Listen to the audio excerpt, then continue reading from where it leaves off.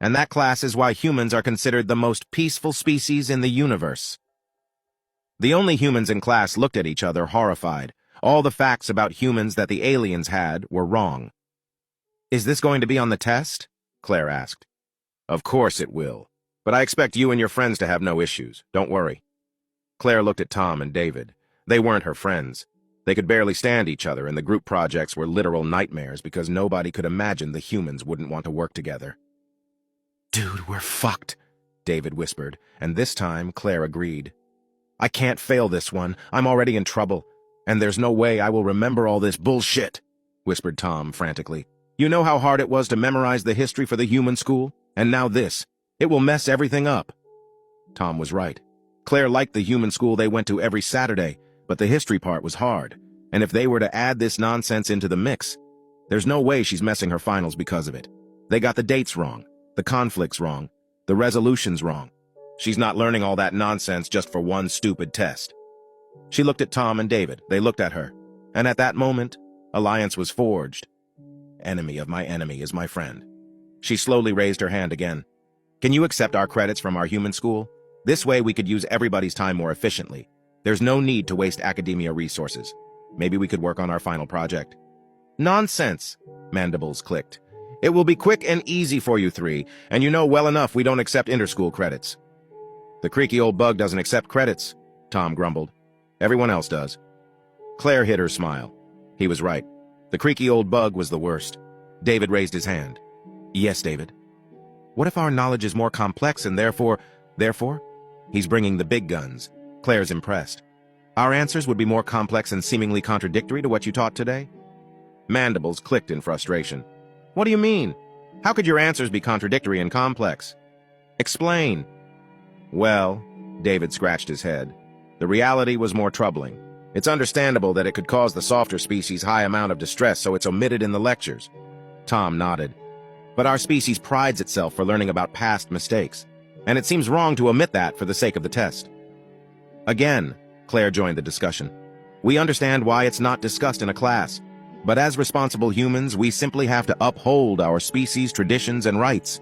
Learning about one's history is the core of our culture, and learning the simplified and sugar-coated version is in a direct jeopardization of our culture." "Exactly," Tom agreed. "It's the highest offense we could do to our ancestors." "And I'm not saying we would be shunned," continued David with the heavy implications.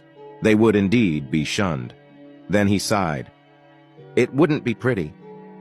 Their teacher turned ugly shade of purple. "Jeopardization of your culture? My apologies.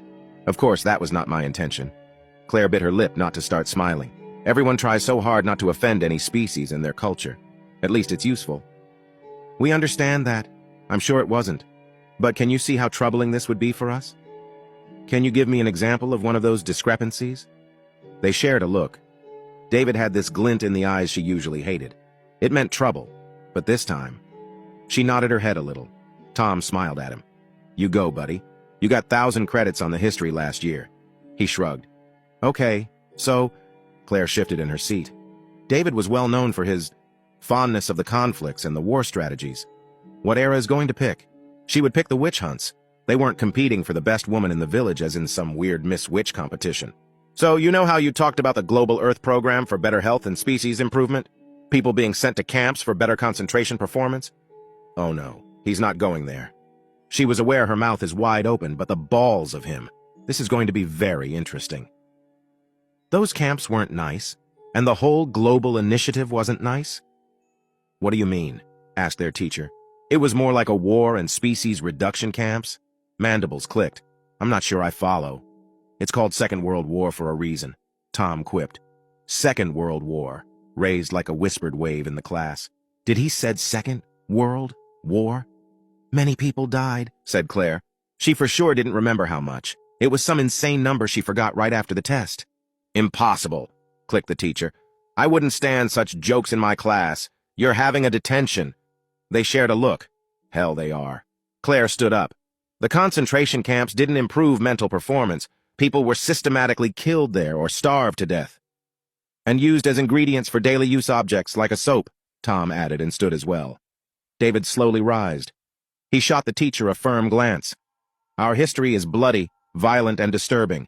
We massacred each other, and only in the face of the worst crimes and devastation did we finally started working together to reach a peace.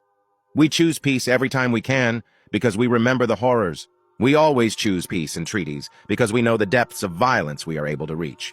We choose to be peaceful because we value the life and know very well how fragile it is. Do not deny us our past, for we need it to remain better than our ancestors. We know who we are, and we won't let you spit on the billions of dead. Only thanks to them, we are where we are as a species. Do not stomp on our dead.